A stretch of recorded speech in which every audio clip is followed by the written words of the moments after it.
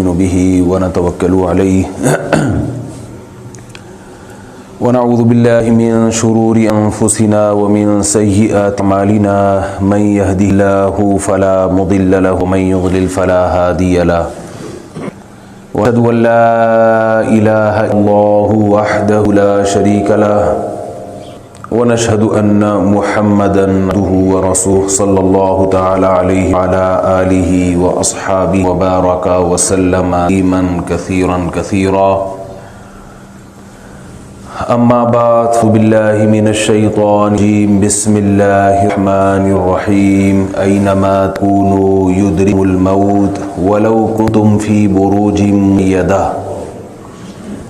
वक़ाल अल्लाहु तबारक व तआला कुल्लु नफ्सिन ज़ाइक़तुल मौत व इन्नमा तुवफ़्फ़ौना उजूरकुम यौमल क़ियामह फ़मन ज़ुहज़िह अनिन नारि व क़ीलल जन्नत फ़क़द फ़ाज़। कुरान मजीद की चंद आयत तिलावत की हैं। अल्लाह ताला से दुआ है कि अल्लाह ताला सही तरह से बात कहने की, सुनने की, समझने की और फिर अल्लाह ताला हम सब को अमल की तौफीक अता फरमाए।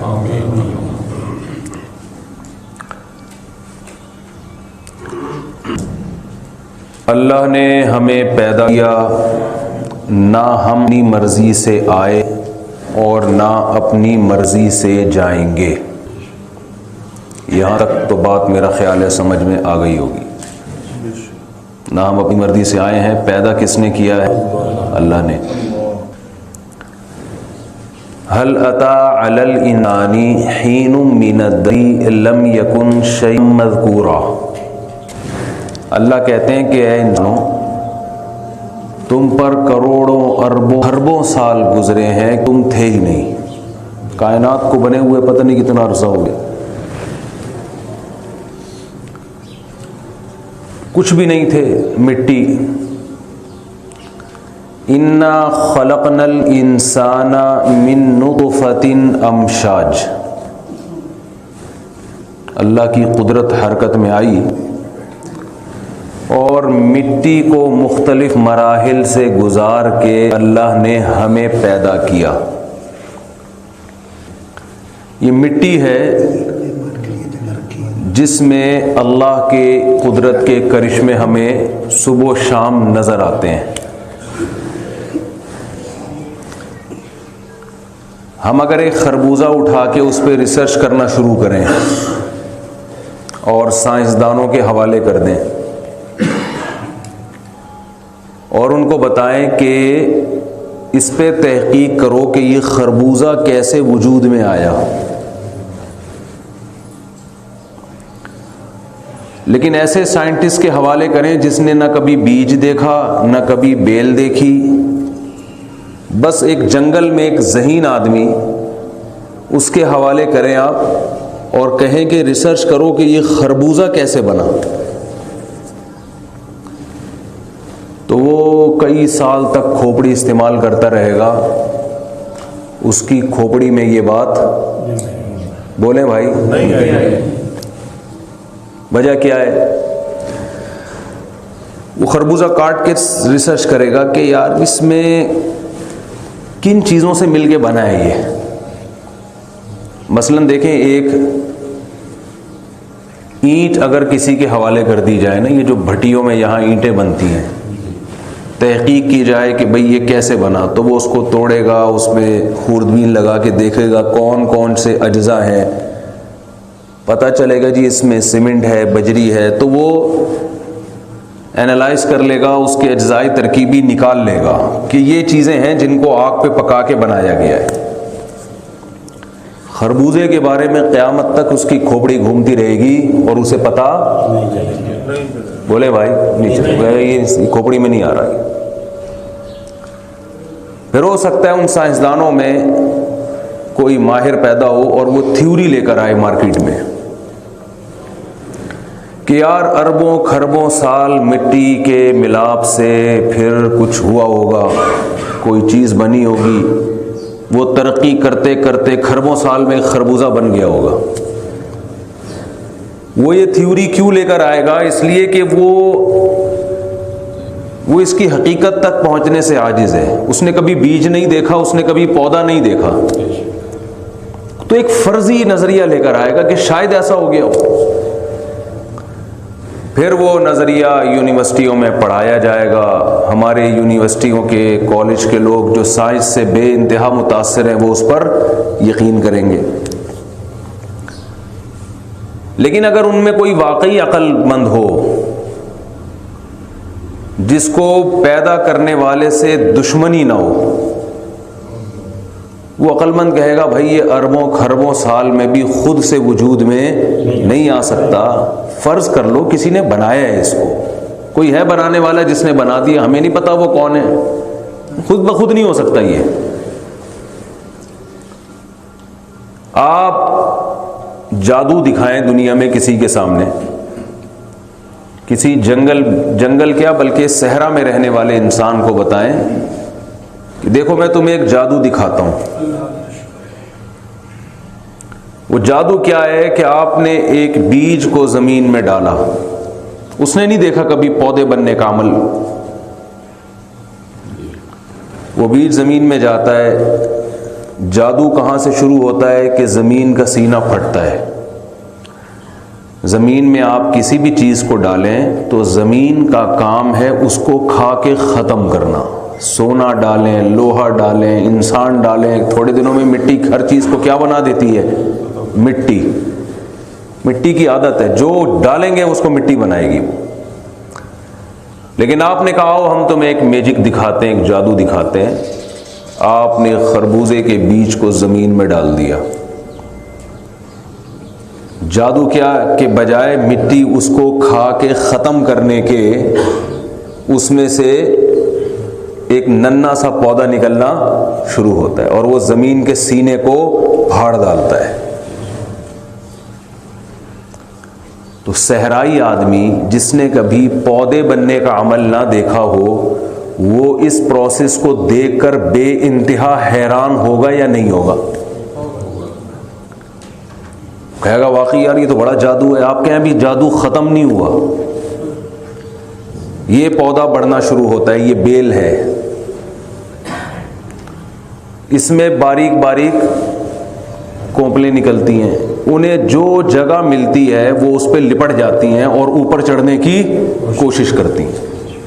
जैसे कोई इंसान जिसके पास दिमाग हो और वो केटू की पहाड़ी पे चढ़ने की कोशिश कर रहा हो, जहां उसको सहारा मिलता है वहां हाथ रख के उसके ऊपर चढ़ने की कोशिश करता है। लेकिन ये बेल इतनी ज़हीन है, इसके खोपड़ी नजर नहीं आएगी आपको इसमें, मगर मगज इसमें मौजूद है। इसको इतना शऊर है कि जहां सूरज की रोशनी आ रही है उस तरफ को खिसकने की कोशिश करो। ये दूसरा जादू मैजिक है या नहीं है? भाई आप बोलेंगे तो मुझे बात करने में आसानी होगी। मेरे पास टाइम कितना है इमाम साहब, कब तक मैंने बयान करना है? मैं जब बैठता हूं तो पुलिस बुलवानी पड़ती है मुझे उठाने के लिए। 25 मिनट तक कर सकते। 25 1:25 पे ख़त्म करूं? अच्छा,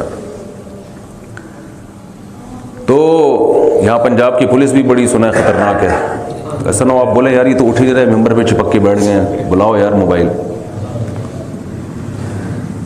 दुआ करें अपनी बात जल्द से जल्द में समझा पाऊँ, कम वक्त में अच्छी तरह समझा पाऊँ। तो आपने देखा कि यार ये तो बड़ा अजीब जादू है कि ये बेल में इतनी अकल है कि इसको जहाँ जगह मिलती है, आपने कोई धागा लटका दिया तो उससे लिपट के ऊपर जाना शुरू। सहराई आदमी कहेगा ना कि ये वाकई ये उससे बड़ा जादू है कि एक तो बीज से बेल का निकलना ये मैजिक, और उस बेल में इतना शऊर होना कि वो जहां जगह मिलती है ऐसे ऐसे बाकायदा ऊपर जाना शुरू। आप उस सहराई से कहते हैं अभी तो असल जादू देखा ही नहीं है, अभी इसके बाद देखो क्या होता है। कुछ दिनों में आपने देखा कि उस बेल में खूबसूरत फूल निकलना शुरू हो गए, खूबसूरत फूल।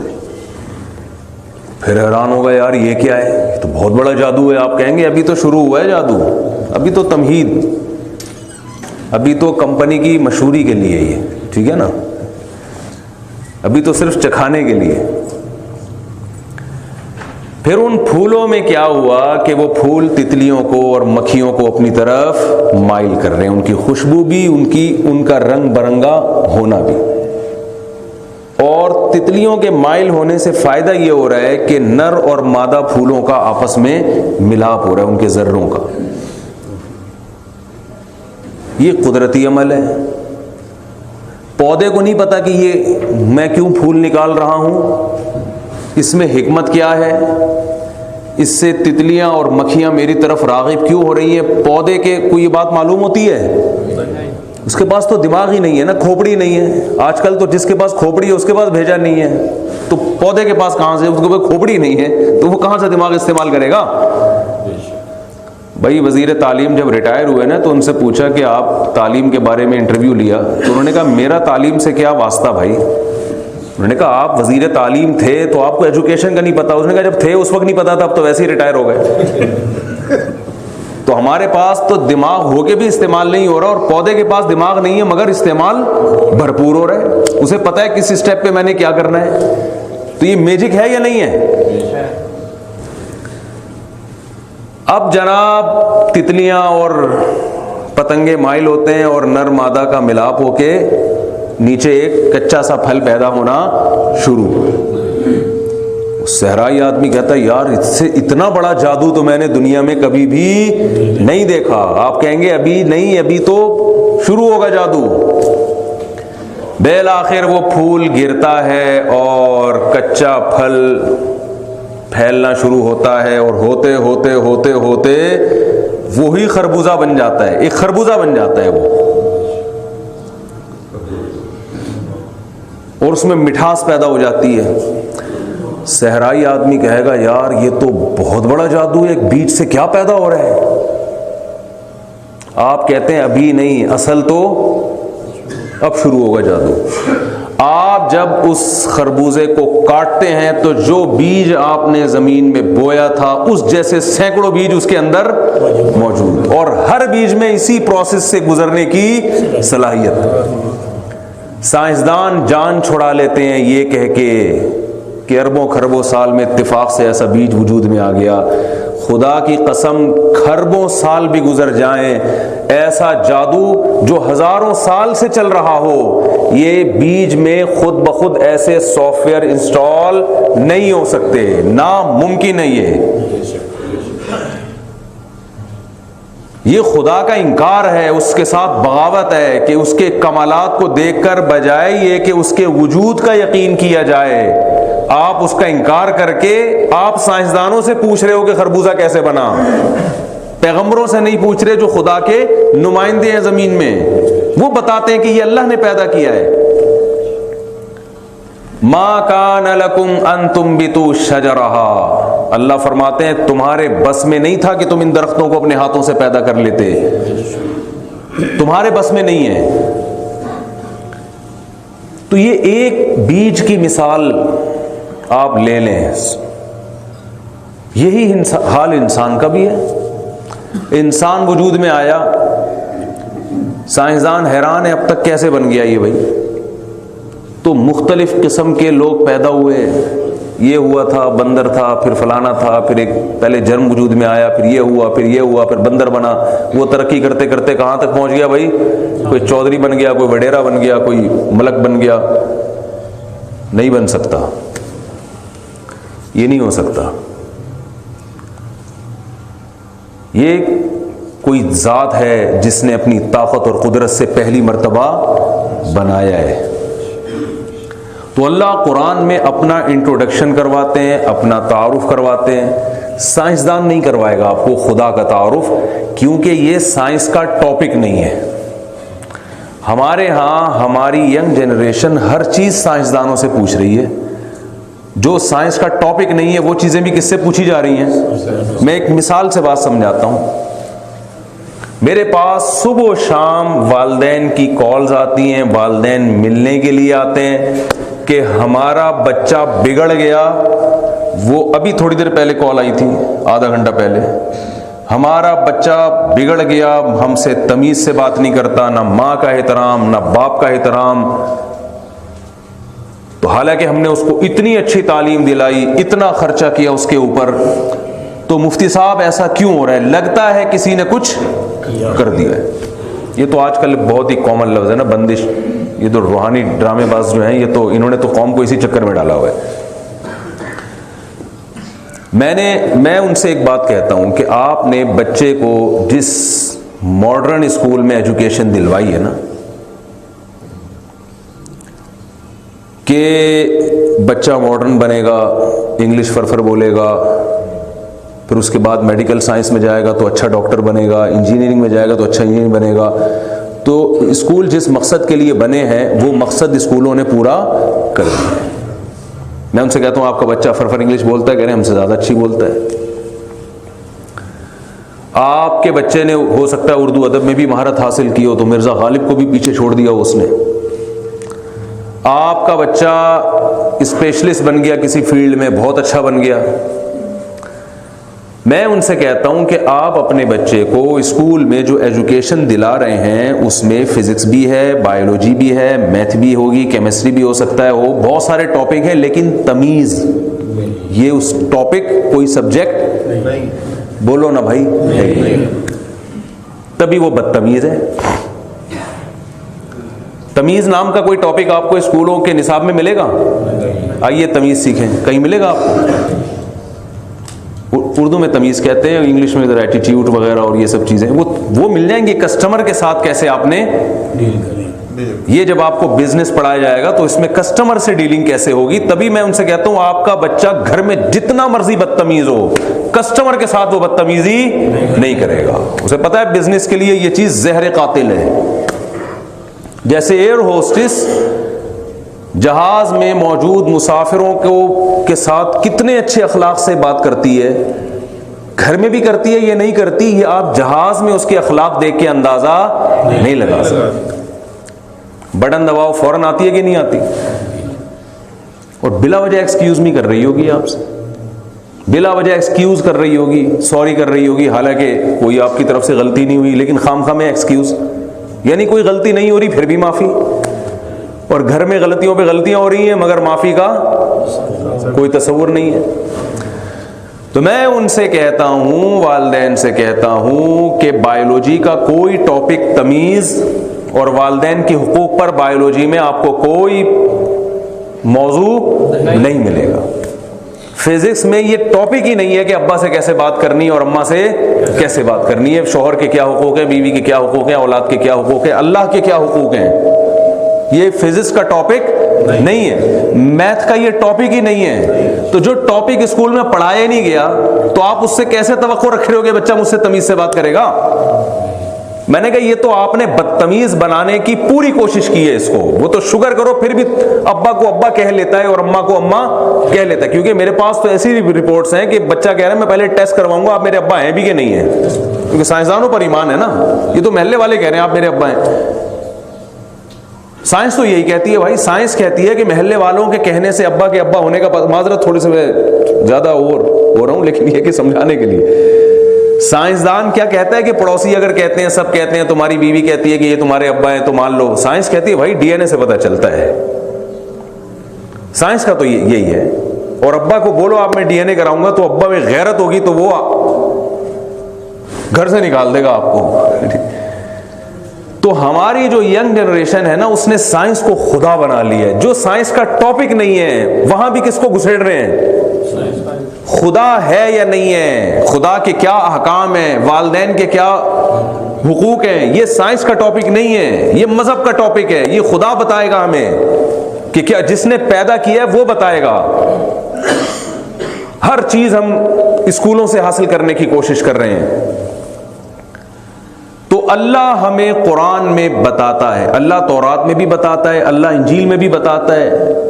जितनी आसमानी किताबें अल्लाह ने अपने बंदों की हिदायत के लिए नाजिल की हैं उन सब में एक ही बात, वो अलग बात है कि बाकी आसमानी किताबें तहरीफ शुदा हैं, उसमें हमें ये फ़र्क करना मुश्किल है ये अल्लाह ने फरमाया या पादरी का अपना फरमान नहीं है, उसमें उन्होंने सब मिक्स कर दिया है। लेकिन कुरान में अलहम से लेके वन्नास तक किसी मजहबी रहनुमा का, किसी पैगंबर की अपनी बात भी उसमें शामिल नहीं है। यहां तक कि नबी सल्लल्लाहु अलैहि वसल्लम पर जब कुरान नाजिल हो रहा था तो आप सल्लल्लाहु अलैहि वसल्लम ने सहाबा को शुरू में हदीस लिखने से भी मना किया, शुरू में, इसलिए कि ऐसा ना हो कि सादगी का दौर था, चमड़ों पे कुरान लिखा जाता था कि मेरा इरशाद और अल्लाह का इरशाद आपस में मिक्स ना हो जाए। तो एहतमाम किया गया भाई अल्लाह की बात को अलग रखा जाए, मेरी बात को अलग रखा जाए।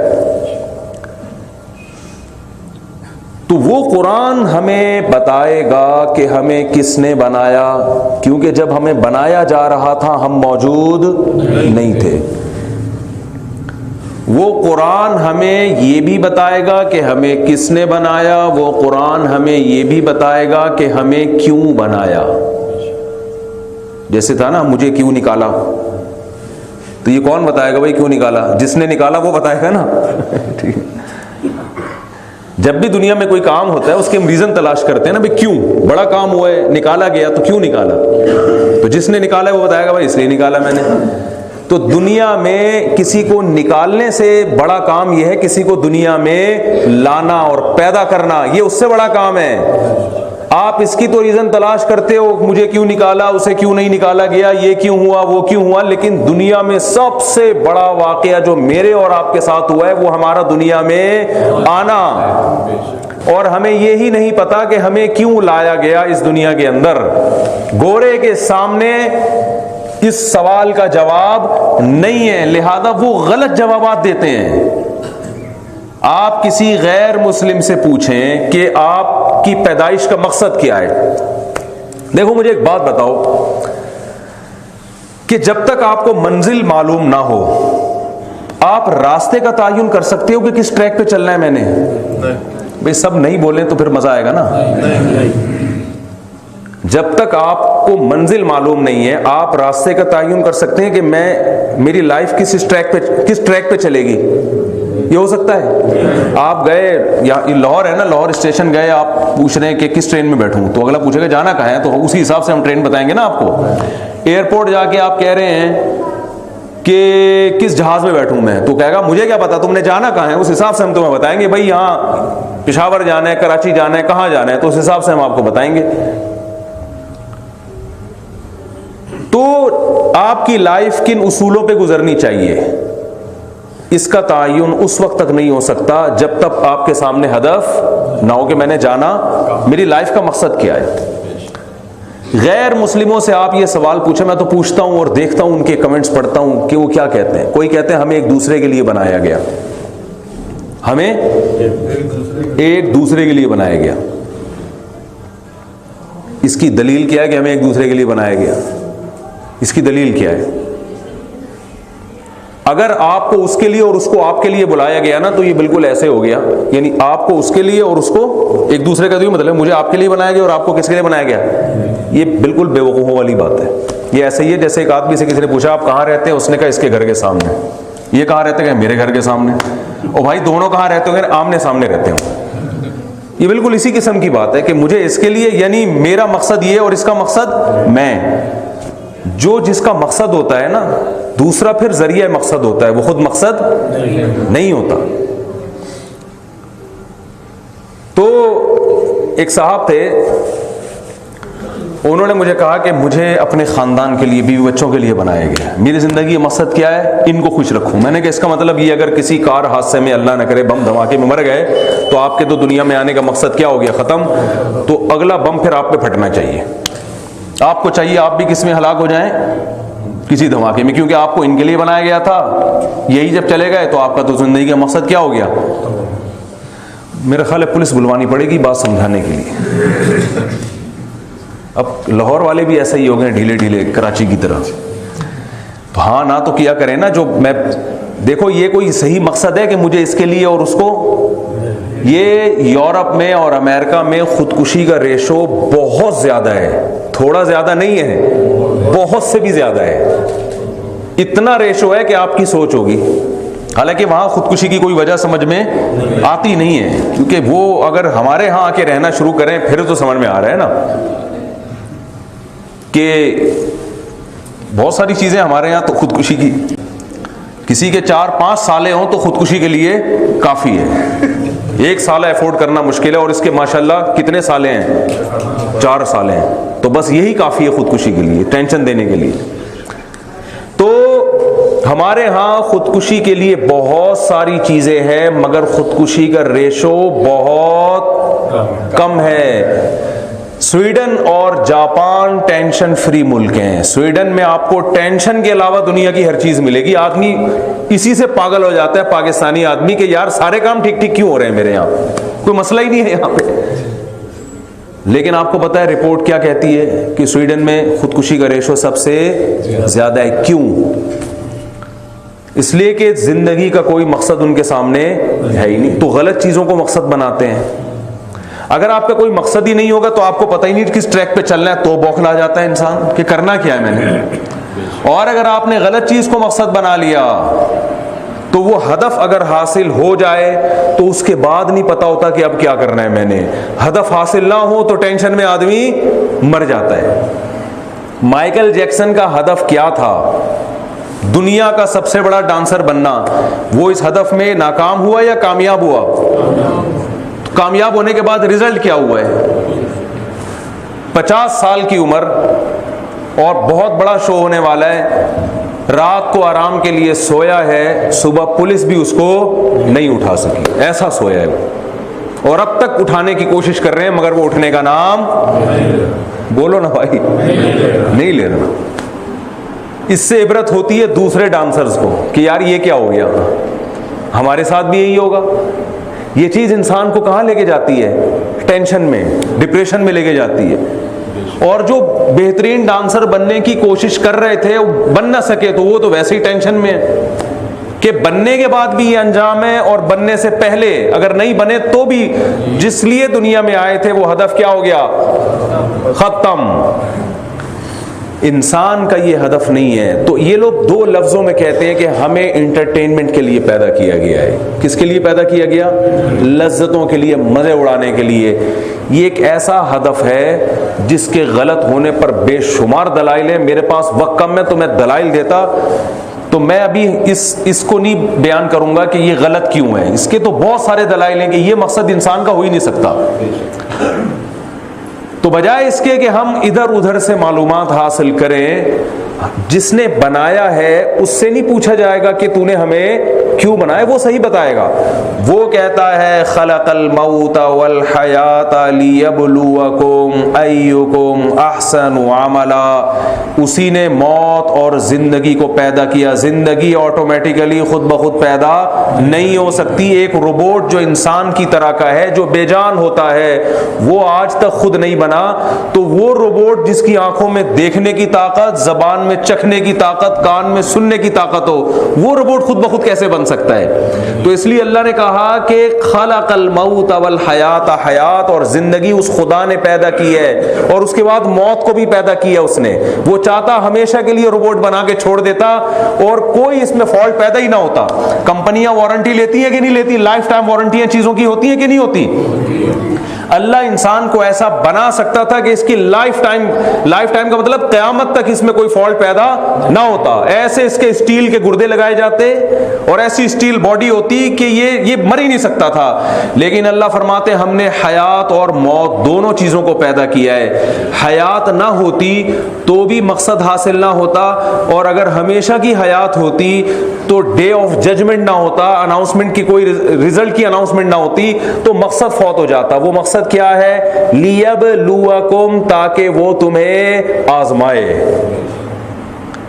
तो हमें क्यों पैदा किया भाई? ये एग्जामिनेशन हॉल है जिसमें हम बैठे हैं। किस चीज का इम्तिहान हो रहा है? इसका जवाब भी कौन दे सकता है? अरे जिसने एग्जामिनेशन हॉल में बिठाया वो बताएगा ना कि किस चीज का इम्तिहान है। क्या हो गया? आप लोग तो माशाल्लाह पाए खाते हैं, सज्जी के पाए, और क्या कौन कौन से होते हैं, सिरी और छोले, पता नहीं क्या क्या। वो तो खतरनाक चीजें सुन के आदमी का ब्लड प्रेशर हाई हो जाता है। सज्जी के पाए और क्या होता है? बहरहाल, तो अब मुझे बताओ, वो बताएगा ना कि आजमाइश है किस चीज की। तो अल्लाह कहते हैं आजमाइश सिर्फ एक चीज की आजमाइश है, अय्युकुम अहसनु अमला, अमल किसका अच्छा है, बस कौन बुरे अमल करता है और कौन अच्छा, बस ये इम्तिहान। दो लफ्जों में अल्लाह ने हमें हमारी पैदाइश का मकसद बता दिया और हमें हमारा हदफ बता दिया कि इस हिसाब से तुमने जिंदगी गुजारा, अच्छे से अच्छे काम और बुरे से बुरे काम से बचना, बस। लेकिन एक फॉल्ट इंसान यहां कर सकता था कि वो अच्छाई और बुराई को खुद डिफाइन करना शुरू कर देता, जैसे गोरे ने किया। उसने कहा ठीक है हमें अच्छा बनना चाहिए, लाइफ का मकसद अच्छा बनना नहीं है लेकिन चाहिए। अब अच्छाई की डेफिनेशन उन्होंने पश्तो में कहते हैं अखपल तरीके से करना शुरू कर दिया। वो यूनाइटेड नेशन से पूछते हैं कि अच्छा क्या है और बुरा क्या। यूनाइटेड नेशन कहती है कि जिना करना बुरा काम नहीं है अगर आपस की रजामंदी से है, कि जब दोनों राजी हैं तो मौलाना को दरमियान में एक तकलीफ क्यों हो रही है कि ये इलीगल क्या होता है, जब दोनों राजी हैं तो क्या मसला है। यूनाइटेड नेशन का यही लॉ है, बस दिल ना दुखाओ किसी का, बल्कि उनके यहाँ तो मेरा ख्याल है ये सवाब का काम है ना, दिल नहीं दुखा रहे आप किसी का। उन्होंने कहा अगर मेल आपस में रिलेशन कायम करना चाहें तो किसी को क्यों तकलीफ हो रही है इसमें, इंटरटेनमेंट के लिए हम आए हैं दुनिया में, तो हर वो चीज जो इंटरटेन करने का जरिया बनेगी उसमें मजहब की रुकावट को वो बर्दाश्त नहीं करते। अगर आप अपने बूढ़े अब्बा को बुढ़ापे की वजह से ओल्ड होम में जमा करा देते हैं तो यूनाइटेड नेशन की तरफ से इस पर कोई पाबंदी बोलो ना भाई नहीं है। क्यों? वो कहते हैं यार लाइफ का मकसद जब इंटरटेनमेंट है तो आपके बाप ने जब जवानी को इंटरटेन कर लिया, मजे उड़ा लिए, एंजॉय कर लिया जवानी को, तो अब वो दूसरों के लिए कबाब में हड्डी क्यों बने? वे घर में पड़े होंगे बिला वजह खांसेंगे, टीबी हो सकता है, कोरोना हो सकता है, कुछ भी हो सकता है। तो ये गवर्नमेंट के खाते में डालो। गवर्नमेंट बूढ़ों के लिए क्या बनाएगी? इदारे।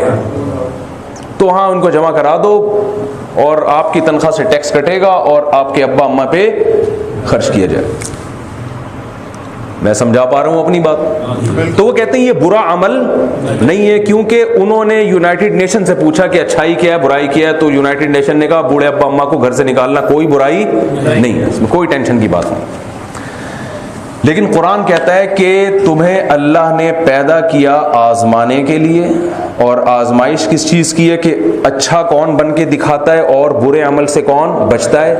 और फिर अल्लाह ने फरमाया अच्छाई और बुराई को डिफाइन यूनाइटेड नेशन नहीं करेगी बल्कि कौन करेगा? मैं करूँगा। ये मुल्क की कवानीन भी नहीं डिफाइन करेंगे, मुल्क नहीं बताएगा, आपका लॉ नहीं बताएगा, क्योंकि लॉ बनाने वाले हमारे जैसे इंसान हैं। वो शराब को हराम थोड़ी करेंगे। अगर असेंबली में ज्यादातर लोग शराब पीने वाले हैं, वो शराब के खिलाफ कानून बना सकते हैं क्या? वो जब अफगान तालिबान की हुकूमत थी ना तो चोरों का हाथ काटना वहां शुरू हो गए थे। तो हमारे यहाँ उस वक्त हुकूमत ने ऐलान किया था चोर का हाथ कटेगा, तो अगले दिन कार्टून आया, जितने सियासी लीडर हैं सारे टुंडे घूम रहे हैं। सारे क्या हो गए? तो उन्होंने कहा ये कैसे कानून पास कर सकते हैं भाई? जब इंसान कानून बनाता है तो सबसे पहले वो किसका मफाद देखता है?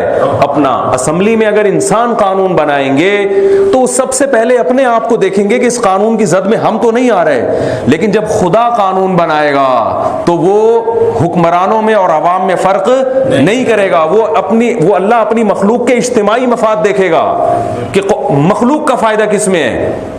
तभी कुरान ने यहां तक के नबी सल्लल्लाहु अलैहि वसल्लम से पूछ के शराब को हराम नहीं किया, बल्कि कुरान ने नबी को हुक्म दिया कि आप अनाउंस कर दें इन्नमल खम्रु वल मैसिरु वल अंसाबु वल अज़लामु रिज्सुम मिन अमलि शैतान।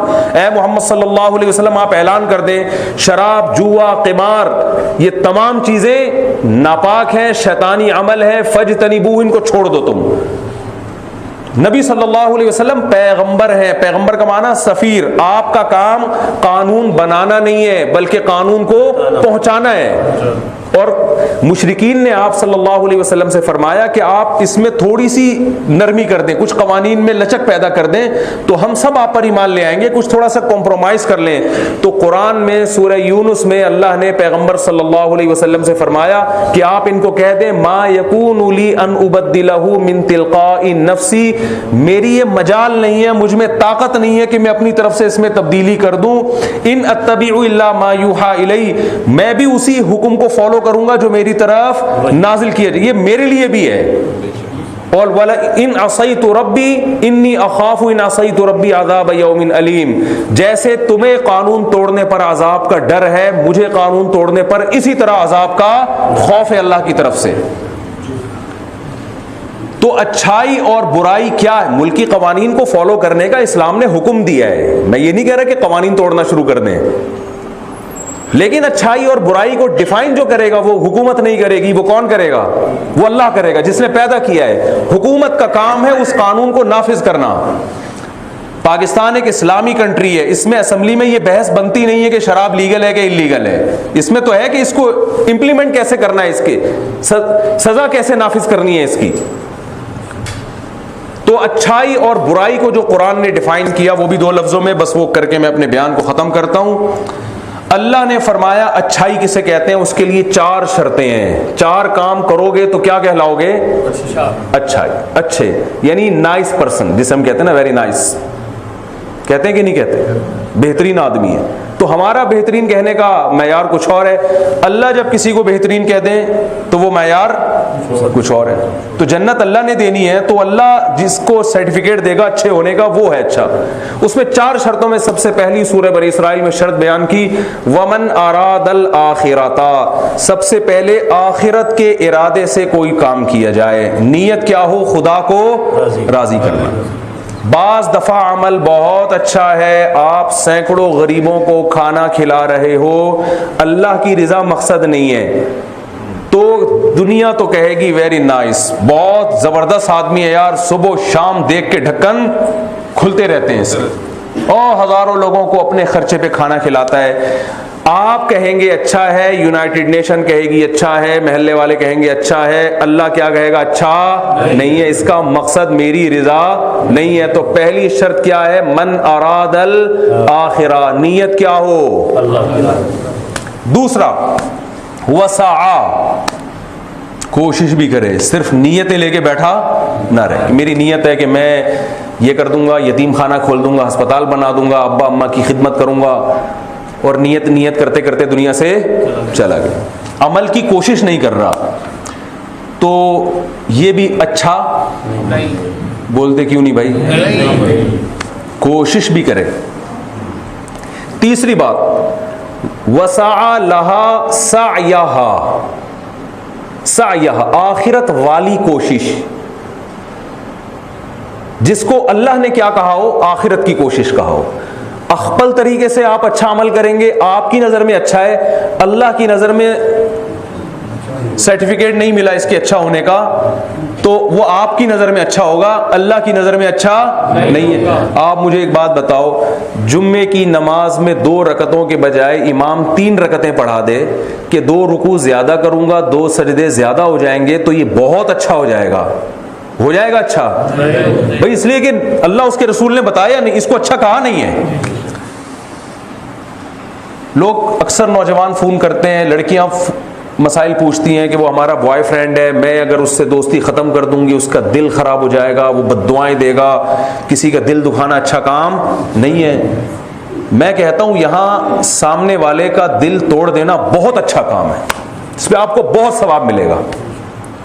लोग क्या कह रहे हैं? यार दिल तोड़ना अच्छा काम नहीं है, लेकिन अल्लाह कह रहे हैं इस मौके पे दिल तोड़ना अच्छा नहीं बल्कि बहुत अच्छा। वो खुदकुशी कर ले, आपकी टेंशन नहीं है। ये भी कह रही होती हैं, वो धमकियां दे रहे हैं, मैं तो खुदकुशी कर लूंगा, लटक जाऊंगा। मैंने कहा लटकने तो, वैसे ही आबादी इतनी बढ़ गई है, फैमिली प्लानिंग वाले कह रहे हैं बच्चे कम करो, तो बच्चे तो हम करने के कायल नहीं है, तो ये ज्यादा मुनासिब तरीका है। जो इस किस्म के लोग हैं वो लटक के मर जाए तो अच्छा है। शौहर का दिल तोड़ना मना है, बाप का दिल तोड़ना मना है, बॉयफ्रेंड का इस्लाम में कोई रिश्ता है ही नहीं, ये इस्लाम इसको हराम कहता है, मानता ही नहीं इस रिश्ते को। ना गर्लफ्रेंड का कोई रिश्ता इस्लाम मानता है, ना बॉयफ्रेंड का, ये है ही नहीं। तो इस अमल को अल्लाह अच्छा नहीं कहेगा, तोड़ दो दिल, सवाब मिलेगा। जितना रोएगा कमबख्त उतना सवाब मिलेगा आपको। ऐसे कमबख्तों का यही होना चाहिए। तो वसा लहा साया, तीसरी शर्त क्या है? वो कोशिश जिसको अल्लाह ने क्या कहा हो, अच्छी कोशिश कहा हो, अल्लाह की तरफ से सर्टिफाइड हो वो। और आगे अल्लाह ने फरमाया वह हुआ मुमिनुन, चौथी और आखिरी शर्त कि अल्लाह की तौहीद पर यकीन भी रखता हो, एक अल्लाह को मानता हो, शिर्क के साथ कोई अमल मकबूल नहीं। बोलते क्यों नहीं भाई? अल्लाह से भी मांगता है, दाता दरबार से भी मांगता है, तो अल्लाह कहता है फिर वहीं जाके मांगा कर, मेरे पास ना। अल्लाह तौहीद के मामले में बहुत गैरतमंद है भाई। ये इसकी मिसाल ऐसे है, जो सरबरा होता है ना उसमें गैरत ज्यादा होती है। शौहर सरबरा बनाया ना अल्लाह ने, यहाँ तो सारे शौहर ही बैठे हुए हैं, ये बात बयान करने में कोई खतरे की बात नहीं है। घर का सरबरा अल्लाह ने बीवी को बनाया, शौहर को बनाया? शौहर को। तो सरबरा है, वो शिरकत बर्दाश्त नहीं करेगा कभी भी, चाहे बीवी कितनी नेक हो, आपकी सुबह शाम खिदमत कर रही है, सुबह शाम पाँव दबाती है, आपके बटन दबाते हुए उस की तरह आके बिला वजह सॉरी कर रही है, हालांकि कोई गलती भी उससे हुई नहीं। ऐसे है नहीं, लेकिन एक मिसाल दे रहा हूँ। अब आप खामखा में एहसास कमतरी का शिकार हो कि यार अच्छा इस तरह भी होता है, तो कहीं भी नहीं होता है। एक मिसाल दे रहा हूँ। मिसाल देने पर गवर्नमेंट की तरफ से कोई ना टैक्स है ना पाबंदी है। बटन दबाया, आ गई, जब जो बोलो कर रही है, इतनी खुशियां दे रही है। आपने एक दिन उससे पूछा अच्छा बताओ तुम्हें सिर्फ मुझसे मोहब्बत है ना, शौहर से जैसी मोहब्बत होती है? उसने कहा नहीं ऐसा नहीं है, आप भी बहुत अच्छे हैं, लेकिन जो पड़ोस में फलां साहब रहते हैं वो भी आपकी तरह बड़े हैंडसम स्मार्ट हैं, मुझे बड़े अच्छे लगते हैं वो। अगर आप में गैरत होगी तो आप कहोगे कि फिर उस पड़ोसी के पास ही जाके रहा करो, ठीक है ना। कितनी नेक हो, अमल में कितनी अच्छी हो, लेकिन आपके साथ शौहर वाली मोहब्बत में किसी को शरीक कर रही है, तो गैरत अगर होगी तो आप बर्दाश्त नहीं करोगे। आप उस नालायक को बर्दाश्त कर लोगे जो बटन दबाने पे इधर आने के बजाय और दूर चली जाती है, लेकिन वो मानती सिर्फ किसको है? शौहर को। आप कहोगे भाई ये बदअमल बर्दाश्त हो जाएगी, कम से कम मेरी तो है ना ये, इसका क्या भरोसा, आज उसको वो अच्छा लग रहा है कल उसको वो अच्छा लगेगा। तो अल्लाह से ज्यादा गैरतमंद कोई हो नहीं सकता, लामहदूद गैरत। अल्लाह कहता है जो माबूद से जैसी मोहब्बत होनी चाहिए, जो माबूद होता है हमेशा दुआओं में उसी को पुकारा जाता है, सिर्फ या अल्लाह मदद, इसके अलावा कोई नारा अल्लाह को कबूल नहीं है, कोई नारा कबूल नहीं। वअन्नल मसाजिद लिल्लाही, मस्जिदें सिर्फ अल्लाह के लिए हैं। फला तदउ मअल्लाहि अहदा, अल्लाह ने ये नहीं फरमाया फला तदउ सिवल्लाहि अहदा, अल्लाह के सिवा किसी को मत पुकारो, ना ना ना। अल्लाह को पता था मेरे सिवा नहीं पुकारा जाएगा, मेरे साथ पुकारा जाएगा। या अल्लाह मदद के साथ या रसूल अल्लाह, या गौसे आदम, या अली, ये सारे नारे या अल्लाह के साथ लगेंगे। इसलिए अल्लाह ने फरमाया मेरे साथ किसी पैगंबर को, किसी फरिश्ते को, किसी बुत को, किसी वली को, किसी मजार में सोए हुए बुजुर्ग को पुकारने की इजाजत नहीं है। अगर पुकारा फइन्नमा हिसाबुहु अलल्लाह, तो अल्लाह उससे इंतकाम लेगा इसका। शिर्क के साथ कोई अमल मकबूल नहीं। अल्लाह कहेगा जिसको पुकारते थे उसी से जाके इसका बदला लो। तो भाई ये चार शर्तों के साथ जो अपनी जिंदगी गुजारेगा तो अल्लाह की नजर में वो क्या है? अच्छा, नाइस पर्सन जिसे हम कहते हैं। जो इन चार शर्तों पे पूरा नहीं उतरेगा अल्लाह की नजर में वो क्या है? बुरा है। चाहे पब्लिक उसको अच्छा कहती, तो जन्नत और जहन्नम तो अल्लाह ने बनाई है, पब्लिक ने थोड़ी बनाई है। तो हम कोशिश कर रहे होते हैं पब्लिक की नज़र में अच्छा बनने की, और कमाल की बात है पब्लिक ऐसी कमबख्त है कि जितना भी अच्छा बनने की कोशिश करो वो फिर भी मानती नहीं है। ये पब्लिक का एक अजीब दिमाग है। तो अल्लाह की नज़र में अच्छा बनने की कोशिश अगर कर ले इंसान तो पब्लिक भी अच्छा कहेगी और अल्लाह तो कहेगा ही कहेगा। दुनिया भी अच्छी होगी और आखिरत भी अच्छी। तो वक्त पूरा हो चुका है, पुलिस बुलवाने से पहले ही मैं मेंबर छोड़ देता हूँ। अल्लाह से दुआ है कि जो कुछ कहा सुना अल्लाह सबसे पहले इस पर मुझे अमल की तौफीक अता फरमाए और आपको भी अमल की तौफीक अता फरमाए, और कमी कोताही अल्लाह माफ़ फरमाए। वमा अलैना इल्लल बलाग।